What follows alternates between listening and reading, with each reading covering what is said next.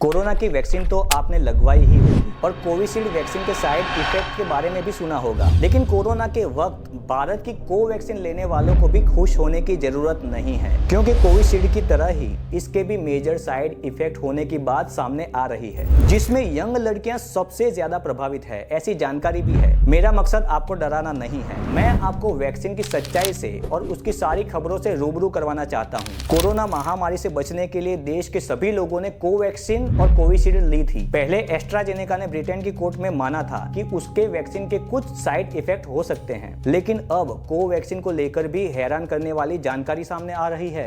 सबसे पहले the Indian express की ये खबर को देखिए, जिसमें लिखा है कि BHU के शोधकर्ताओं ने ये दावा किया है कि कोवैक्सीन लगवाने के 1 साल बाद लगभग 30% लोगों को हेल्थ इश्यू का सामना करना पड़ रहा है। इस वीडियो में मैं आपको बताऊंगा कि वैक्सीन से लोगों को कौन से साइड इफेक्ट का सामना करना पड़ रहा है, और एंड में ये भी बताऊंगा कि आपने वैक्सीन लगवाई है तो अब आपको क्या करना चाहिए। भारत में ही बनी कोवैक्सीन को लेकर बड़ी बड़ी बातें की गई थी, लेकिन BHU की रिसर्च ने कोवैक्सीन और भारत बायोटेक के सामने एक बड़ा सवाल पैदा कर दिया है। हाल ही में कोविशील्ड पर उठ रहे सवालों के बीच कोवैक्सीन बनाने वाली कंपनी भारत बायोटेक ने सोशल मीडिया साइट X पर एक पोस्ट में कहा था कि हमारी वैक्सीन सुरक्षित है। इसे बनाते समय हमारी फर्स्ट प्रायोरिटी लोगों की सुरक्षा थी और सेकंड प्रायोरिटी वैक्सीन की गुणवत्ता थी। तो फिर भारत की बनाई हुई कोवैक्सीन की वजह से साइड इफेक्ट क्यों हो रहे हैं? ये सवाल तो आपके भी मन में आया होगा, तो इसका जवाब भी मैं आपको दूंगा। इससे पहले देखते हैं कि BHU की स्टडी में कौन से साइड इफेक्ट होने का दावा किया जा रहा है। कोवैक्सीन को लेकर हुई स्टडी में 1024 लोगों को शामिल किया गया था। इन लोगों में 635 नाबालिग और 291 यंग थे। इन सभी लोगों को वैक्सीन लगने के 1 साल बाद तक फॉलोअप मतलब चेकअप के लिए संपर्क किया गया।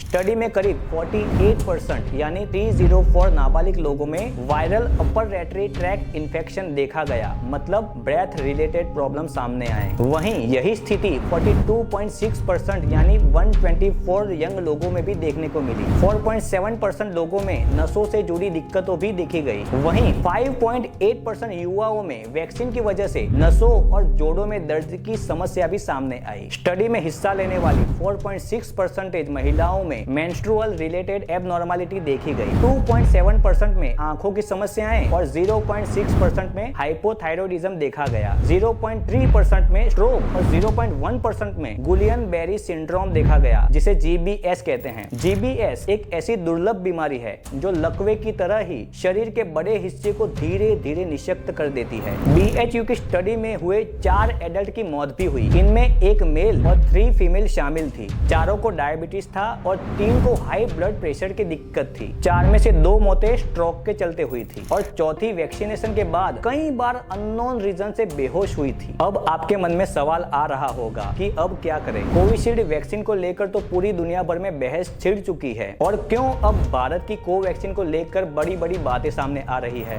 दरअसल यूके की फार्मा कंपनी एस्ट्राजेनेका ने पहली बार ब्रिटेन की कोर्ट में स्वीकार कर लिया था कि उनकी वैक्सीन से कुछ केसेस में साइड इफेक्ट होते हैं, लेकिन एक्सपर्ट मानते हैं कि इस वैक्सीन के फायदे ज्यादा है और नुकसान बेहद कम, इसलिए घबराने की जरूरत बिल्कुल भी नहीं है। इस पर ज्यादा हो हल्ला मचाने की भी जरूरत नहीं है। वहीं इस बारे में एम्स के प्रोफेसर डॉक्टर संजय राय ने बताया कि इस विवाद में पड़ने की कोई जरूरत नहीं है। किसी भी दवाई के साइड इफेक्ट होते हैं, लेकिन उसके फायदे ज्यादा होते हैं और नुकसान बेहद कम होते हैं, इसलिए इससे घबराने की जरूरत बिल्कुल भी नहीं है। दुनिया भर में कोविड-19 वैक्सीनेशन दिसंबर 2020 से शुरू हुआ था। वायरल वेक्टर और mRNA आधारित कोविड-19 वैक्सीन दुनिया भर में बड़े पैमाने में डिस्ट्रीब्यूट की गई थी। आपको बता दूं कि देश में कोवैक्सीन के 36 करोड़ डोज लगे हैं। कोवैक्सीन की स्टडी के बाद भारत बायोटेक ने भी अपना पक्ष रखा है। बिजनेस टुडे की रिपोर्ट के अनुसार भारत बायोटेक का कहना है कि कोवैक्सीन ने स्टडी में एक्सीलेंट सेफ्टी ट्रैक रिकॉर्ड दिखाया है। इसमें कहा गया है